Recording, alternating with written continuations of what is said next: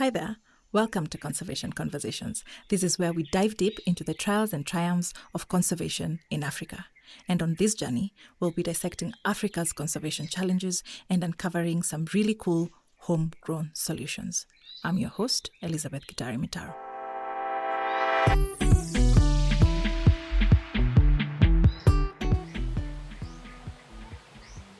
Welcome to another episode of the Conservation Conversations, a Green Brief podcast.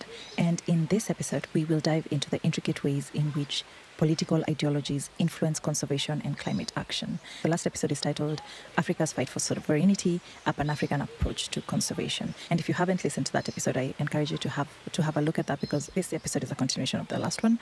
And in that episode, we really did have a deep dive into how Pan-Africanism impacts the management and the conservation of transboundary resources. We looked at different ecosystems across the continent and the countries involved and the quote-unquote wars that are ongoing in respect to those particular ecosystems, and how Pan-Africanism as an ideology and as a lived way of being an African, as it were, impacts conservation. So in this specific episode, we will compare progressive and conservative approaches to conservation, and more specifically, we're going to link it to what's going to happen in a month and a half in the US election, and what the US election actually means for Kenya, specifically in terms of conservation policy, in terms of conservation funding, and how all of this, the diverse ideologies that are at play currently within the conversation around the US election will shape funding policies and real-world outcomes. So join us as we dissect the impact of these differing viewpoints for our planet's future. So I want us to have a look at the ideological divide in US politics, specifically the progressive ideology and the conservative ideology around conservation specifically. So if we were to start with progressive ideology to conservation and to environmental management, and specifically looking at its impacts on climate change as a crisis, progressives view climate change as an immediate and existential threat, and there is advocacy for swift and substantial reforms in the climate change sector. Now, this perspective is informed by scientific consensus on the urgent need to reduce greenhouse gas emissions and to avoid catastrophic global warming.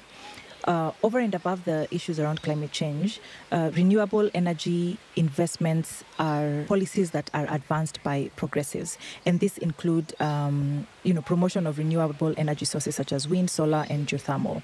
Now, let's have a look at the Green Deal, a key progressive proposal that envisions a comprehensive transformation, essentially, of the economy to achieve net zero emissions whilst creating green jobs and investing in infrastructure.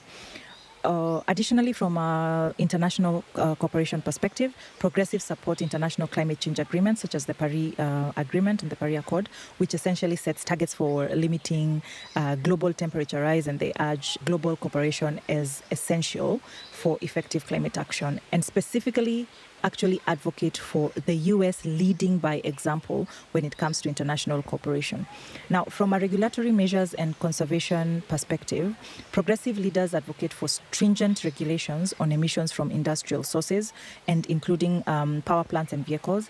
And the Clean Power Plant that was originally introduced by President Obama aimed at reducing carbon emissions from power plants by around 32% below 2005 levels by the year 2030. So you can see there is a lot of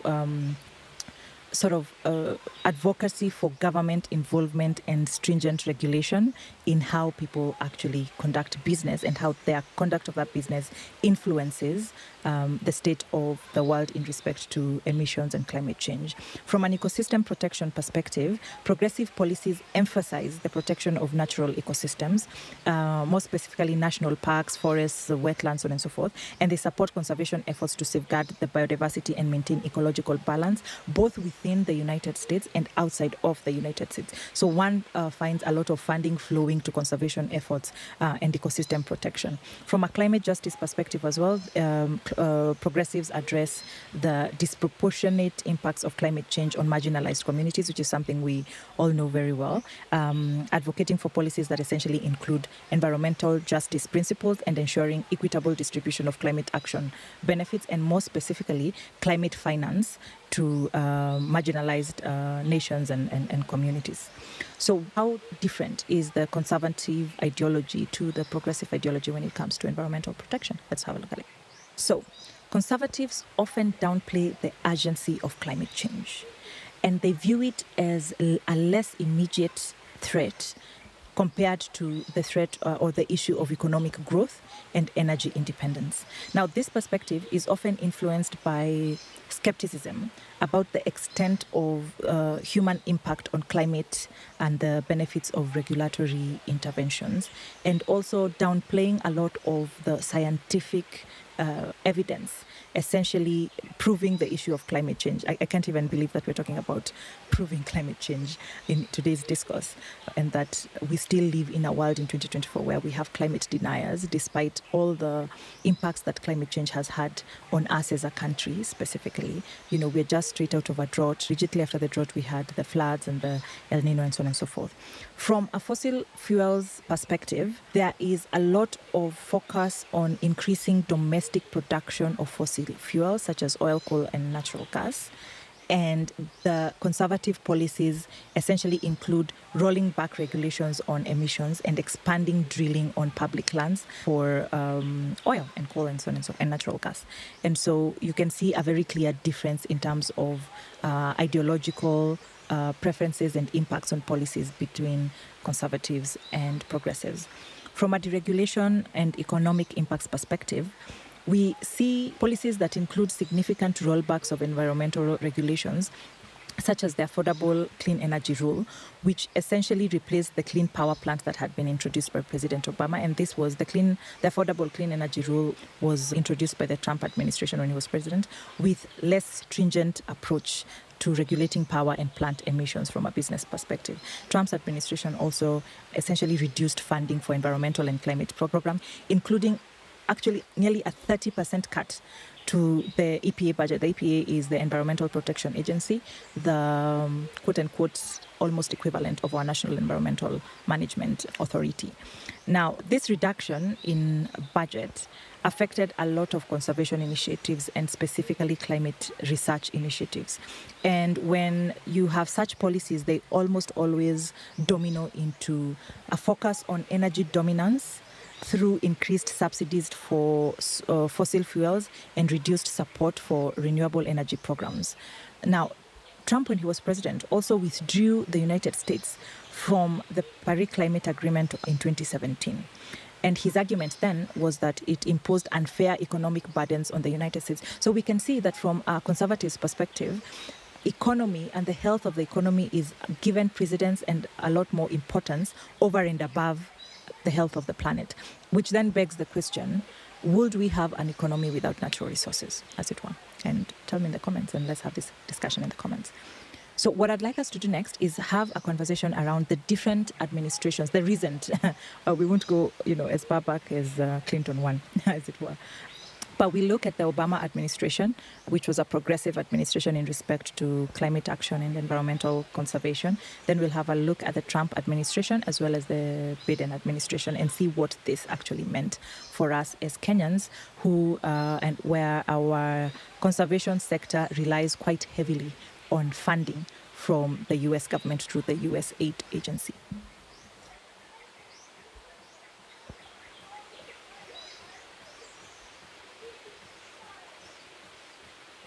So the Obama administration funding conservation initiatives and their policies around climate change. Let's have a look at that.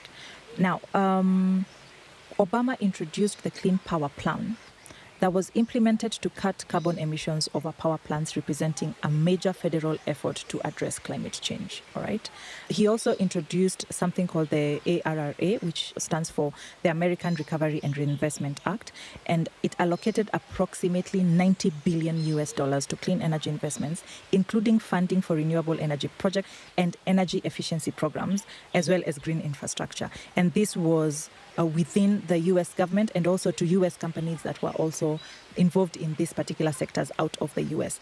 There is also a Green Climate Fund that contributed substantial funds to support developing countries in adapting to climate change and reducing their own emissions, demonstrating a US government commitment to international climate finance. And a lot of this money actually saw its way into the Kenyan conservation area, or conservation sector as it were, through non-governmental organizations, international non-governmental organizations, CSOs and CBOs, and so on and so forth.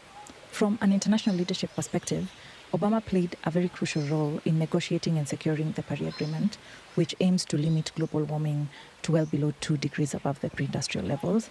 And in fact, there's a really good extract of the going-ons during that time in his former deputy chief of staff. I think her name is Alicia Mastro Monaco.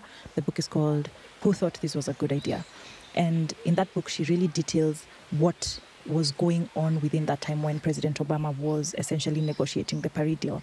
And the Paris Agreement essentially also includes financial commitments from developed countries to assist developed nations in securing a future where we do not go above 2 degrees Celsius in terms of an increase in global temperatures. So we can see how the progressive ideology that we were talking about at the beginning are showing up in actual policy impact and policy formulation within the Obama administration.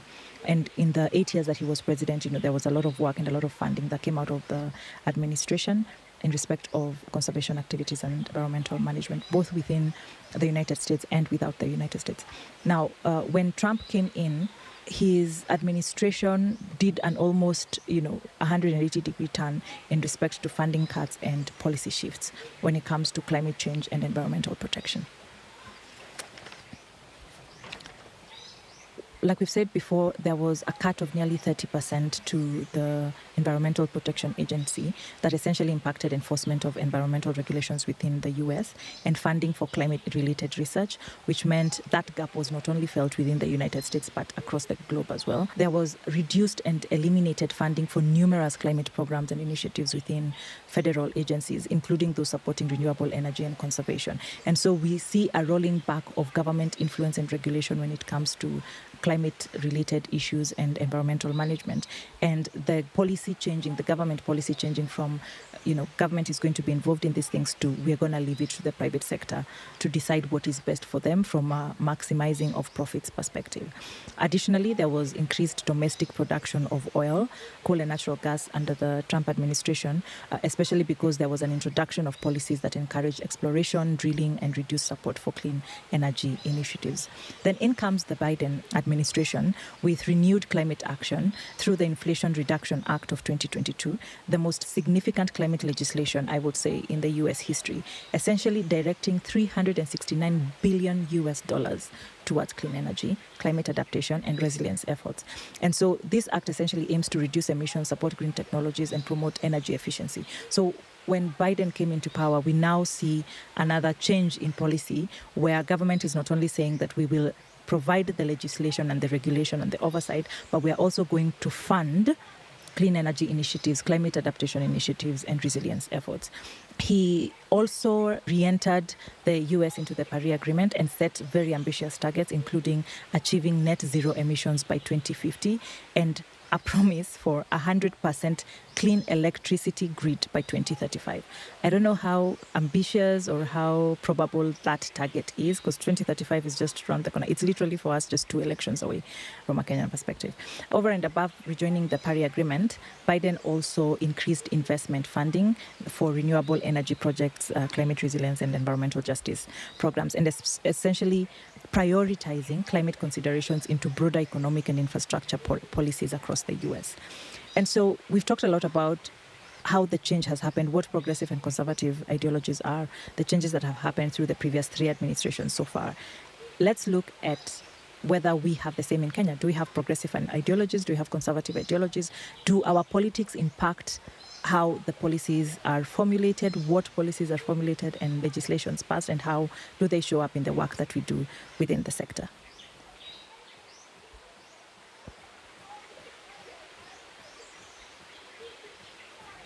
So from a Kenyan perspective, we both have progressive ideologies that have impacted, and we can see from the reading of legislation and as well as conservative. From a progressive perspective, if we look at the Climate Change Act of 2016, it institutionalized Kenya's commitment to addressing climate change by mandating integration of climate resilience into national and county development plans and establishes mechanisms for climate finance and adaptation strategies. Is there a lot more that can be done with the Act? Absolutely.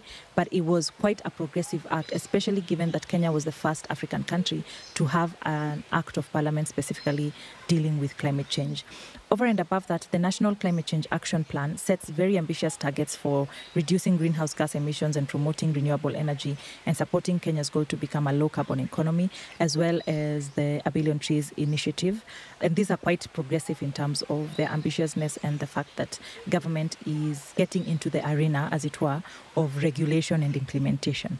From conservation laws and public participation, when we read MCA of 99, there's a provision of a comprehensive legal framework for environmental protection, including provisions for environmental impact assessments that we have dealt with at a previous episode for the podcast. Just scroll down and you will find the episode dedicated specifically to EIAs as well as public participation.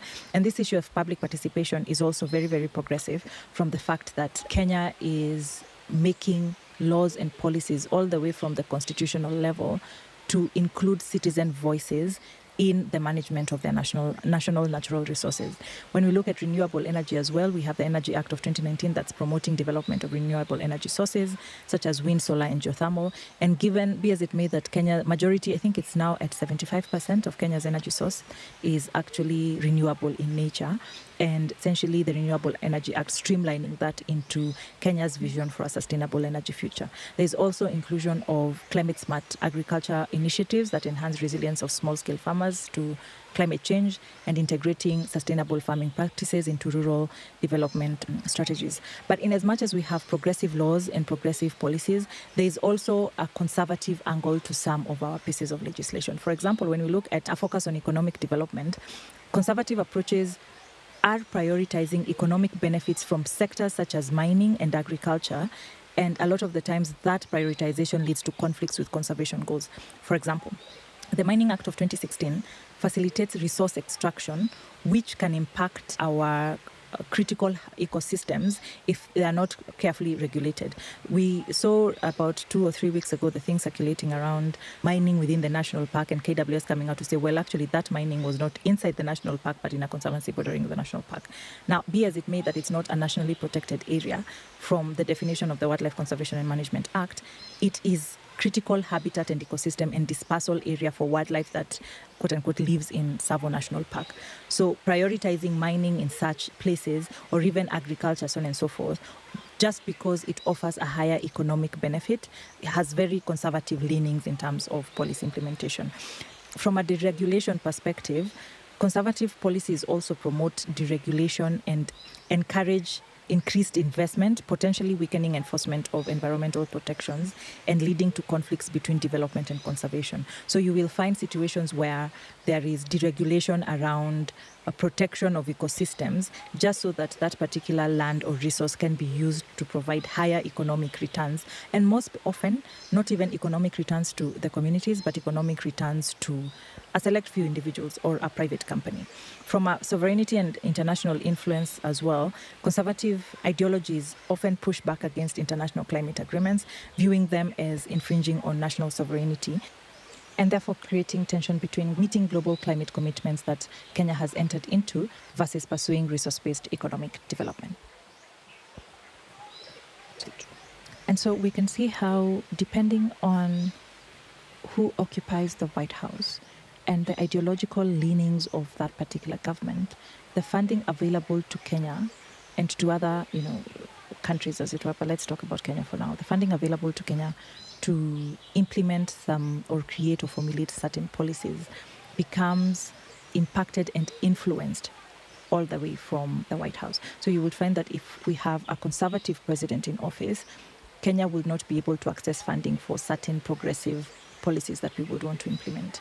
If we have a progressive president in office in the US, there would be a lack of funding for conservative conservation politics. Conservation efforts in the country, as it were. And so these issues become increasingly important, and the contrast between progressive and conservative ideologies then reveals differing priorities in climate action and conservation. As the progressives advocate for aggressive climate action, environmental justice, sustainable development, supported by legal frameworks and international cooperation, conservatives, on the other hand, are focusing on prioritizing economic growth, resource utilization, and deregulation, which then impacts conservation efforts and environmental protections. Understanding these ideological divides is crucial for addressing climate challenges and shaping effective environmental policies. I just want now to record.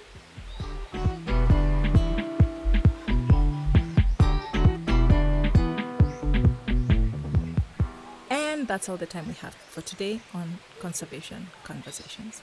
Thank you so much for tuning in. I really do hope that you've learned something new and that you actually feel empowered to take action towards a more sustainable future for all of us. Remember, even small changes make a huge difference. This conversation doesn't stop here. Please do connect with us on our social media channels at greenbrief_KE and at Liz Gitari across all platforms. We'll put all the links in the description box below. Until next time, keep well and keep changing the world.